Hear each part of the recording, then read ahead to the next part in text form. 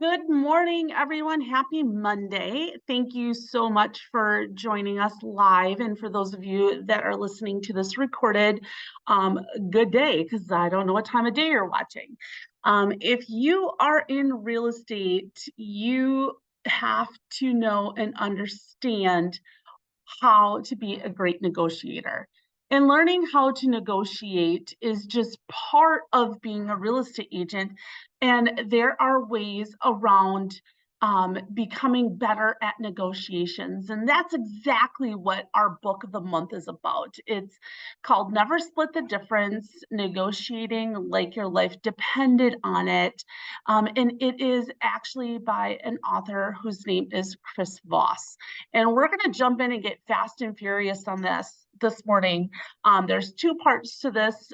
Today, we're going to kind of do a high-level overview of the book. So if you've never read it before, you're going to kind of know and understand what it's about. And if you have read it, chances are you're going to get reminded of some things that they talked about in the book. And there's some great things that I'm going to email out to you guys later after this is finished. So check your email, and just some tools that you'll be able to use to kind of come back to this and remind yourself when you are in negotiations, some things that you can adopt and start doing in your process. And so let's just get started and jump right into it. So let's first talk about Chris Voss. So Chris Voss is a former FBI negotiator. So he is the author of the book, and he is known as a negotiating expert. He's an author and speaker, and excuse me, he is really known for his groundbreaking insights into effective communication and negotiation strategies. So he has a career that's been spanning over 2 decades, and Voss is really sharing his expertise through his best-selling books. He does presentations, and he helps individuals and organizations navigate the complex interactions and achieve optimal outcomes. I know that everybody has found themselves in a situation with a client, with a transaction that has not been fun. And how do you set yourself up as a real estate agent to make sure that you have the best outcome possible? Because after all, that's what you're shooting for, right?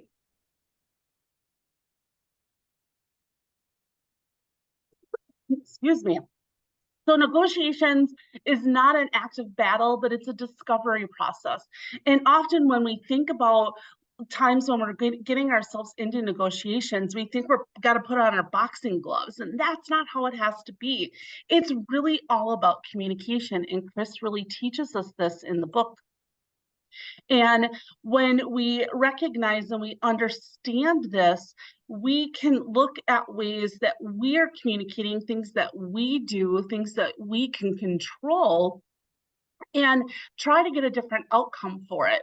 And after all, we're doing this not only for our clients, but we're doing it for our families. We want to make sure that when we're out and we're selling and we're putting our heart and soul into selling real estate, the goal is always to get the transaction closed, but it shouldn't be at the expense of feeling stressed and feeling broken down, or even getting to the point that you are actually losing deals because you're not holding on to the best negotiation tactics. And you want to be able to do this to make sure that you are getting the results that your clients want, but not sacrificing your the strain on your mental health and not getting what you want in the end of it. So let's break down the book this morning into really about 5 different concepts that we're going to break it down.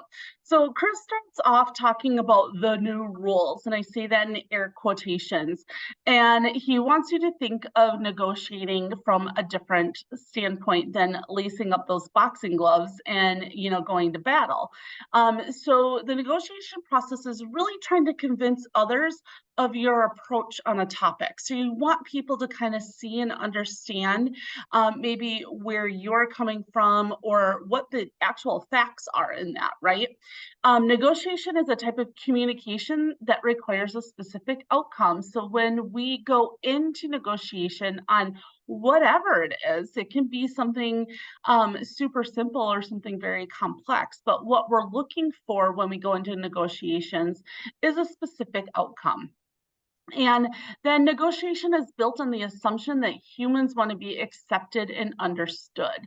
So when you think about, being accepted and understood, you want to think about how you're communicating that. So what's your approach to the topic? What is the specific outcome that you want? And how can you have communication that is going to show that you want to be accepted and understood on both sides of the negotiation table? So when we break down the new rules, there's two main pieces that he talks about in the book. And the first is active listening.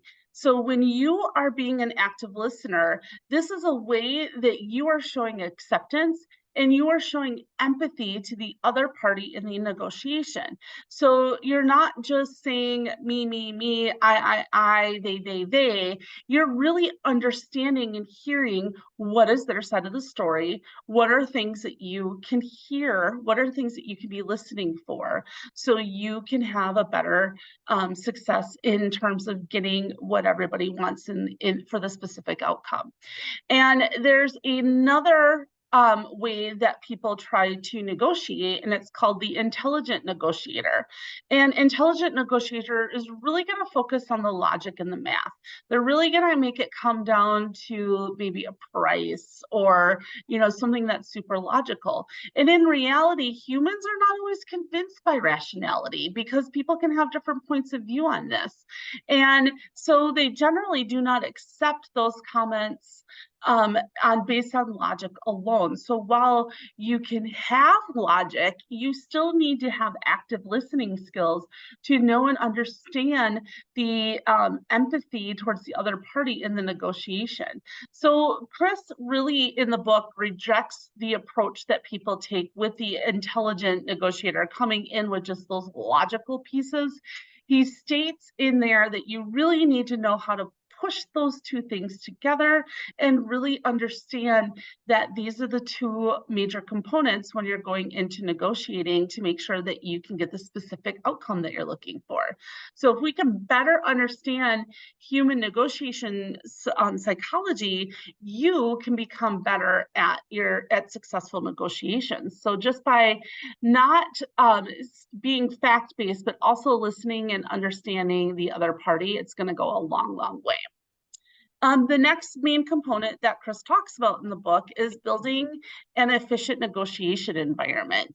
And I think that this is really important because when we think about the negotiation environment that's built, we can think about the way that we are gathering information. So when you are coming into a setting, when you are needing to negotiate, one of the first things that you really want to work on is building rapport, and you want to build rapport as quickly as possible.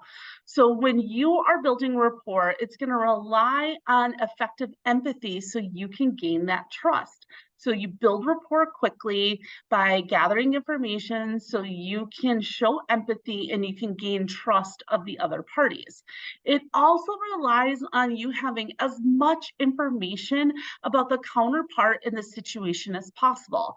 This is where we're going to break this down a little bit more next Monday in part 2, and we're going to apply this directly to real estate negotiations and how you can use this. But it's really good to know and understand what those it's really important to know and understand what the building blocks and what the tools are so we can be doing that at a high level. So the next piece of negotiation is it's really an act of discovery.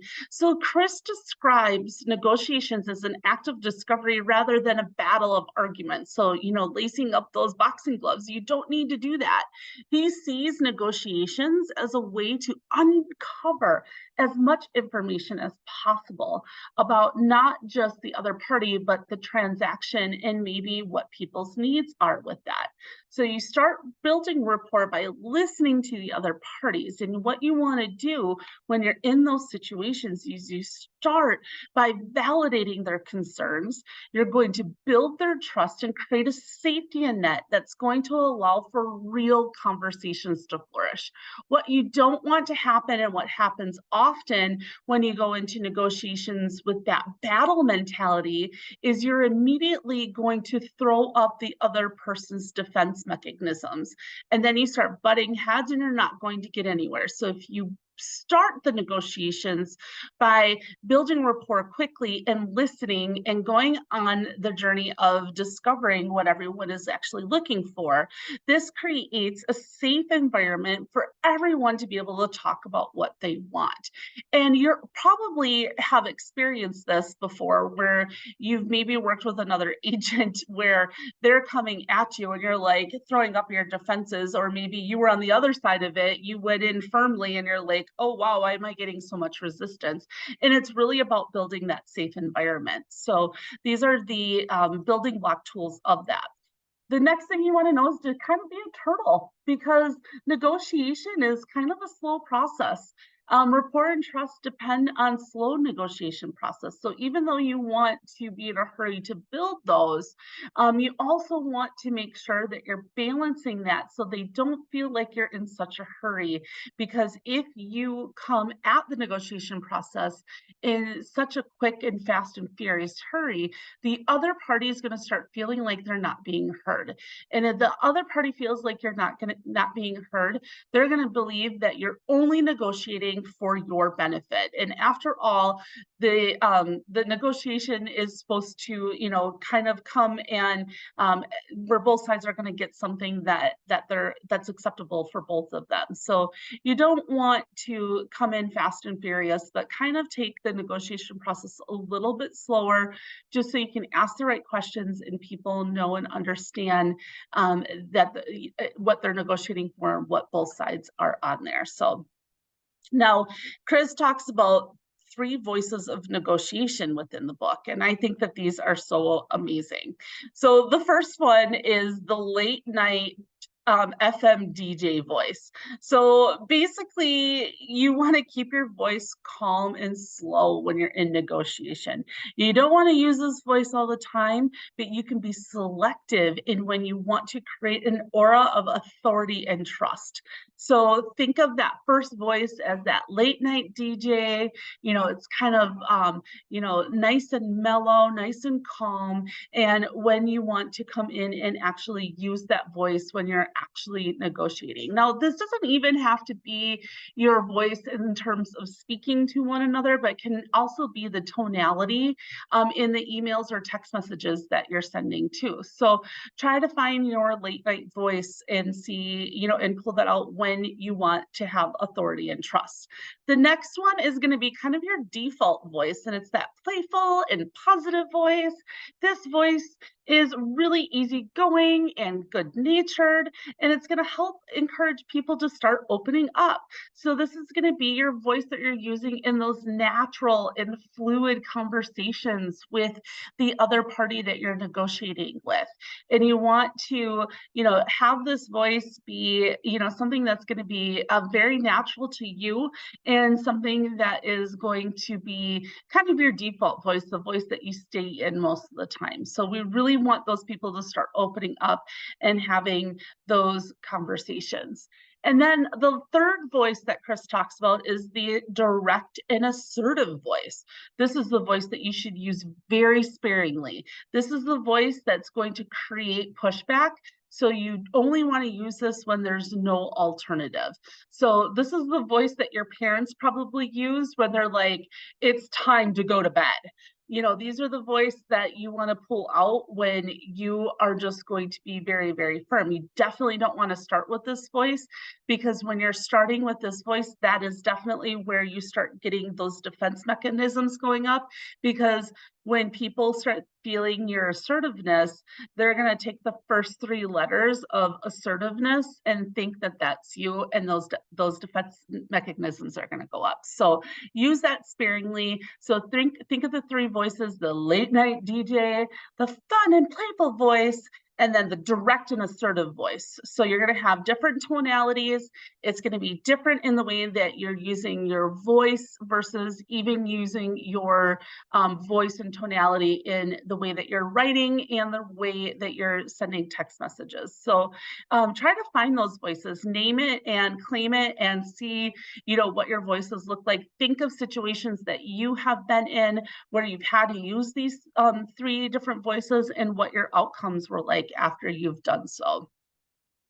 The next is mirroring, and mirroring is really kind of what it is, what it sounds like. It's an approach that involves repeating what the other person is saying in a curious tone. And this is a great just sales skill. We've heard of mirroring and matching, but mirroring is really going to be a negotiation tactic that can be very, very helpful in the way that you are going after your negotiations and the conversations that you're having with them. So Chris talks about adopting 5-step process within all of your negotiations when you're coming in and you're mirroring. And the first is to use that late night DJ voice unless circumstances insist you use one of the other voices. So, you're coming at that mirroring really, really calm. So they might say, well, what is your closing date going, what is the desired closing date of your client? Well, my desired closing date of my client is going to be, and you're going to kind of mirror and match what they're doing. What this does is it's going to put you on the same level that they are on, and they're going to feel comfortable there. So you also want to start with phrases like "I am sorry," so that you display openness. Like, "I'm sorry, but the closing date has to be after September 15th because blah blah blah blah blah." So when you're adopting that process into your negotiations and you say "I'm sorry," it's going to display empathy, and it's going to let them know that you're listening, you're using those active listening skills, and that it's not just going to be a one-sided process and you're acknowledging what they're talking about. Mirror the other participants is to actually build that rapport up. So when I'm mirroring the way that someone is talking to me in negotiations, what you're really doing is you're kind of building that rapport. So you're building the rapport between the 2 negotiators, and they're gonna feel like they're on the same level, and it's gonna go back and forth.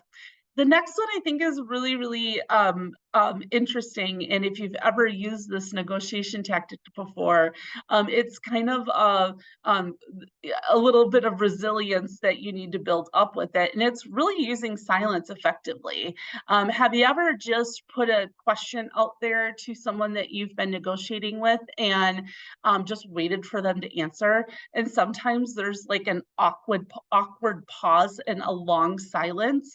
And if you can build up the resilience to allow that silence to be used effectively, you're going to get them to talk. And once you get them to talk, then they're using their own words. And now you can turn into use your active listening skills and really understand what they're saying and what happens there.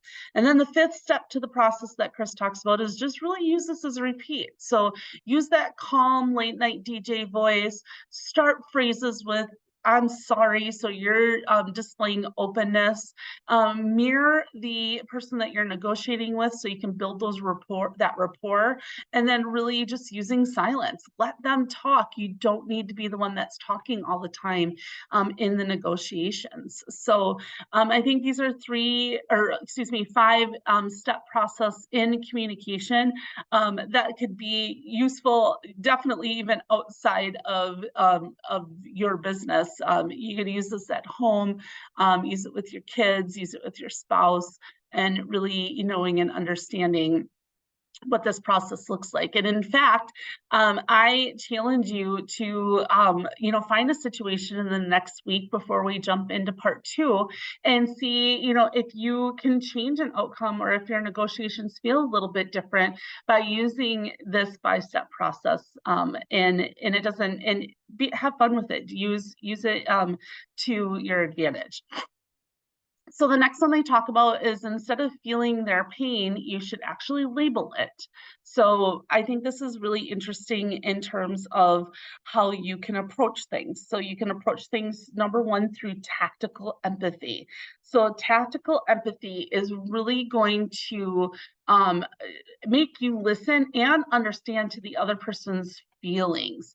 You're going to have to simultaneously understand their emotions and listen to their point of view. So when you combine these two pieces of information throughout the negotiation process, what this is going to do is it's going to help you increase your influence with the other person, because they're going to feel that not only are you listening to me, but you also understand and you acknowledge this, okay? You can better understand the other individual's feelings by closely observing their face, their gesture, their tones of voice. Now, of course, in real estate, most of the time we're negotiating through the phone, or we're negotiating, maybe through text messages or emails. So we don't always have that advantage, but we can definitely, know what this looks like when it's face to face and when you're feeling it that way. But you can, definitely understand that tone of voice a lot when you're negotiating in real estate. So the next is labeling, and labeling is really a way of gaining a better understanding of what the individual's emotions and how you want to validate their emotions by acknowledging it. So once you've spotted an emotion, you should label it out loud by observing nonverbal cues and the words that they're using.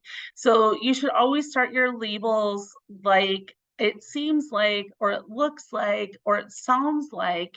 And when you're doing that, you're really labeling it to the other individual. And when that is happening, they're knowing that you have empathy towards the situation, you're understanding what they're going through, and you're listening to their points of views. And when you're using labeling, you're actually going to validate their emotions by acknowledging it. And this can go a long, long way because it makes it feel as if you know and understand that they, what they're saying and how they're feeling. So Chris in the book really emphasizes that labeling negative emotions can actually diffuse them. So while labeling positive emotions can reinforce them. So it doesn't matter if the emotion is negative or positive. By coming in and using labeling, you can help use this as part of your communication skills to really either diffuse that negative or that tension that might be happening between both of you, or come back and reinforce what the positive thing is.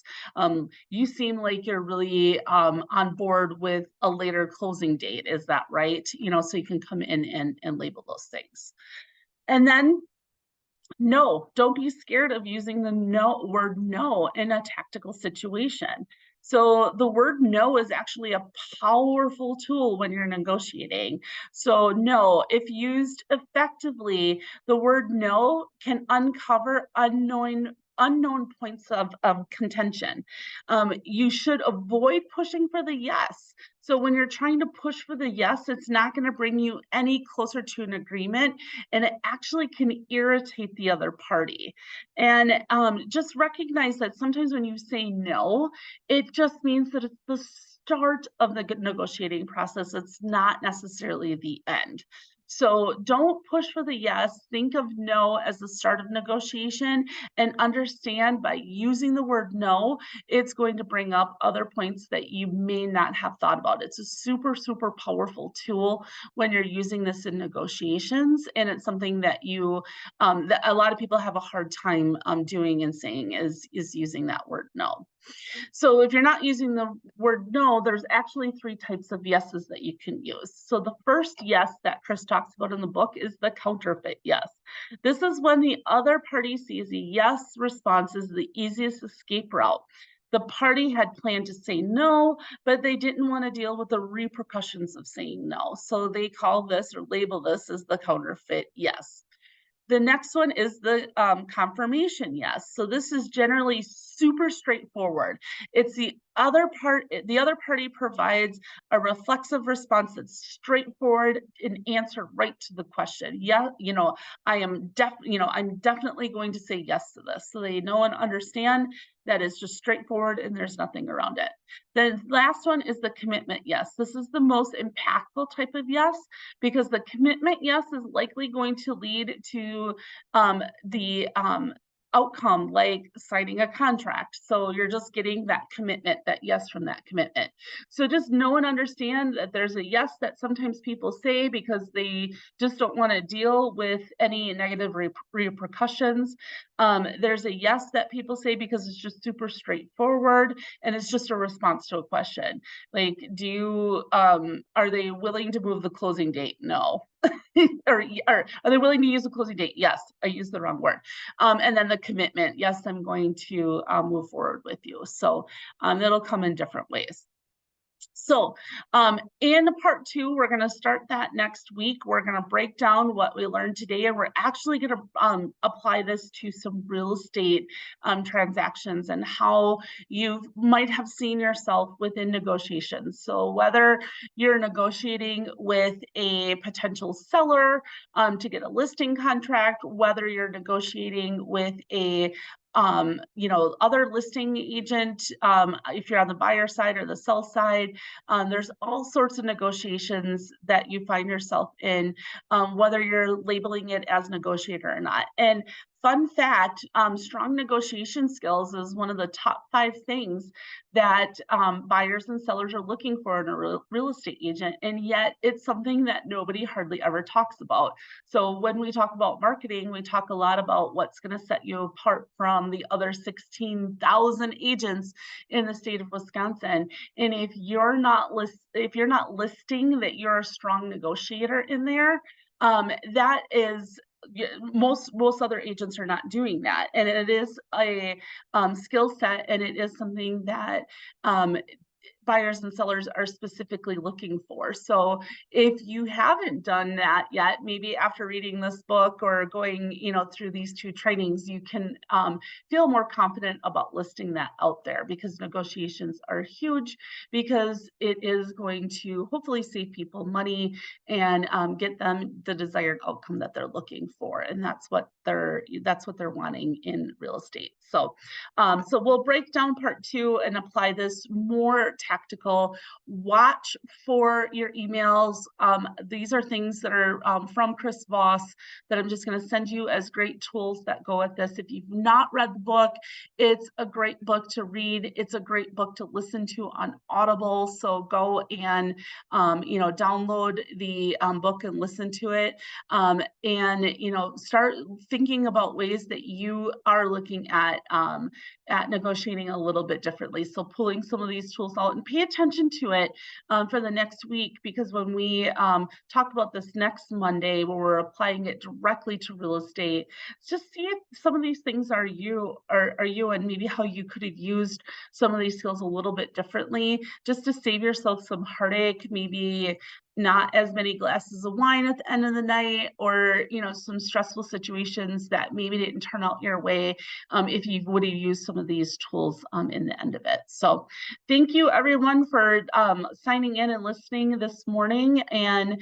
to those of you that are listening after the fact, I hope that you found this useful. And if you've not read the book, like I said, go out and read it. It's a pretty easy read and so much information. It's so much better than what I'm presenting. So take a look at that book and go from there. So thank you guys so much, and we will see you again on Friday.